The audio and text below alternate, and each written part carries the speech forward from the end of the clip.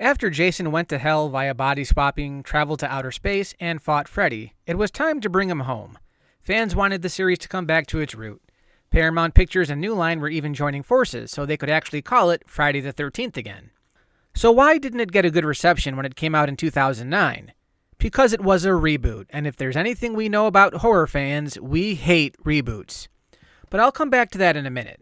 First, let's talk about the film as is. It's essentially a callback to the Paramount era.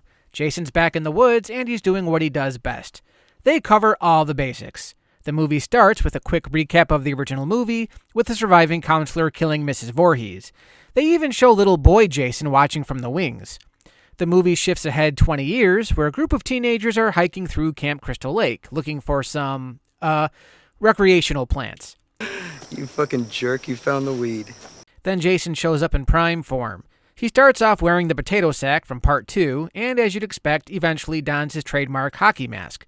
From there, it's everything you'd expect. Jason kills everyone who gets in his way. Derek Mears plays Jason, and he does a great job. He's legitimately scary, doing some of the Kane Hodder body language, but also making the character his own. I mean, he's not really adding anything, but this Jason pretty much covers all the bases. There's a little of every past Jason performance here. He even runs. That's something we haven't seen since Final Chapter. There's an element of cunning with this version of Jason that some fans liked and others didn't. It seems that Jason built a series of underground tunnels throughout the camp, allowing him to move around underground undetected. That makes sense when you consider all the times he's able to randomly show up without explanation. He has a mousetrap-like alarm system to alert him of intruders, which shows that he's pretty adept at what he does. He also possesses dead-on accuracy with a bow, which makes him more like Rambo. This is a guy who doesn't want to be messed with, and while I get why this might rub some fans the wrong way, Jason was never this proficient, this is the 12th film, and it actually makes him a more ruthless killer. As a reboot, they were trying to pay homage to the earlier movies. As usual, the weakest part of the movie is the characters. This is the 12th film, technically, so we all know what to expect. The main victims to be are your usual stereotypes. The stoners, the slut, the douchebag. Fuck, dude, you just broke my dad's fucking chair! The good girl, and sometimes you have the one guy who's suspicious of what's going on and is actively looking for Jason. That would be Clay, who's basically the Rob character from Final Chapter, looking for her sister who went missing at the beginning of the film. The thing is, the asshole characters are really unlikable, and the ones you're supposed to root for are all bland or one-note. Again, that's the case with most of these movies. I think its biggest problem is that while it's trying to respect those 80s movies, the simplicity of those dumb one-note characters worked better during that time period because, well, it was a simpler time. But ever since Scream, audiences have come to expect some actual character development, and with this, we're going back to that more classic style of rooting for the killer because there's really no one else to root for. The one thing I really didn't like were the weirdo townies who are there to warn the others not to disturb Jason, basically. There's the crazy bitch who acts like she stepped right out of Texas Chainsaw Massacre and Hillbilly Ray here, who basically acts and talks the same way. They seem too cartoonish for this movie.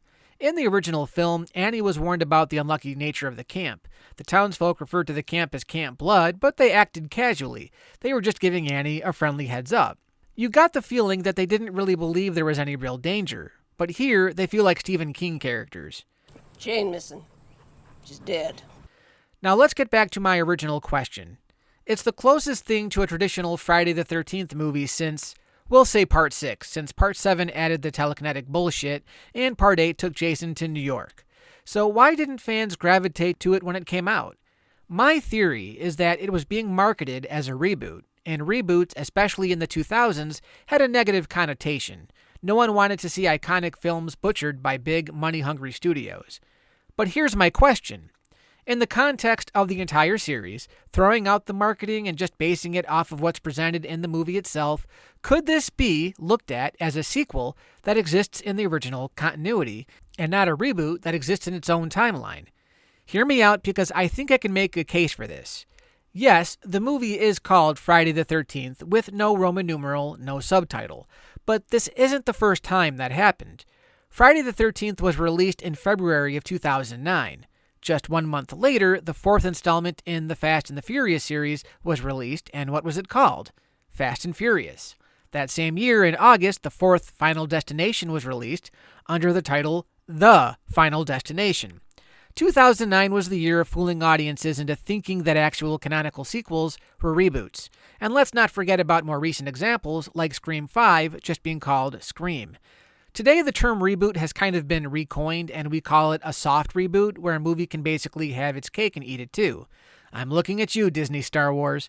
But my point is, the movie title doesn't have to include numbers to count as a sequel. What really matters is what's going on in the movie, and in all the examples I just mentioned, the movies acknowledge that the prior films in their respective franchises meant something. If you look at the structure of Friday the 13th, it starts off in 1980, just like the original film, where Mrs. Voorhees gets what's coming to her. The movie then flashes forward 20 years, and even then, when we're introduced to Jason, he's wearing the potato sack. So surely this has to be a reboot, right?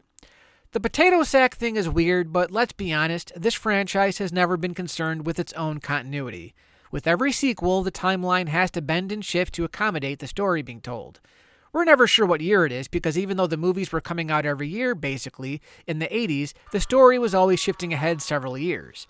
By the time we got to Jason Takes Manhattan, we must have been in the 21st century. See, you can't really look at continuity as a thing because it's never consistent.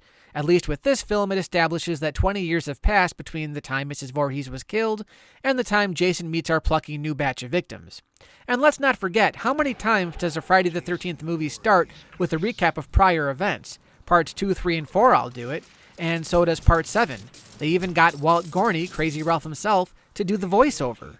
And at the beginning of Part 8, Jim freaks out his girlfriend Susie by recounting the events of the first film. So Friday the 13th 09 follows in that tradition. It just does it more visually because it recreates that event, as opposed to showing us a clip show or flat out telling us what happened. As far as Jason wearing that old, nasty potato sack again, I'm sorry, how many times has Jason's mask been destroyed? Then in the next film, he shows up with it miraculously on his face again. I mean, you could sandwich this movie between Part 7 and 8. Remember, at the end of New Blood, Jason's mask splits into two pieces, so maybe now he has to wander around without it for a while until he finds a replacement. Hey, it's a far better explanation than how he gets it in Part 8, or, say, Jason Goes to Hell. What I'm getting at is there's power in appropriately titling your movie and calling it what it is. If they had just called it Friday the 13th Part 12, I'm willing to bet it would have been received better. And there could be any number of reasons why they decided to go the route that they did, but it stands to reason that this really could be considered an actual continuation of the original series. After all, it is included as part of the Shout Factory box set. You can't say that about any of the Nightmare on Elm Street sets. With that out of the way, it's still not a movie I normally gravitate to. During the Paramount era, the filmmakers kept making the same movie over and over again, so they had to add unnecessary elements to keep them relevant. This one's just middle of the road because it goes back to the more traditional slasher formula. With a series like this, they're damned if they do, and they're damned if they don't. If they make the movie too bizarre, everyone hates it. If they keep doing the same thing over again, people might be more compelled to watch, but you can only do that so many times before you have to add something new. And after adding so much crap, they must have figured it was finally time to go back to basics. And that's what this movie is. The definition of basic. It's okay.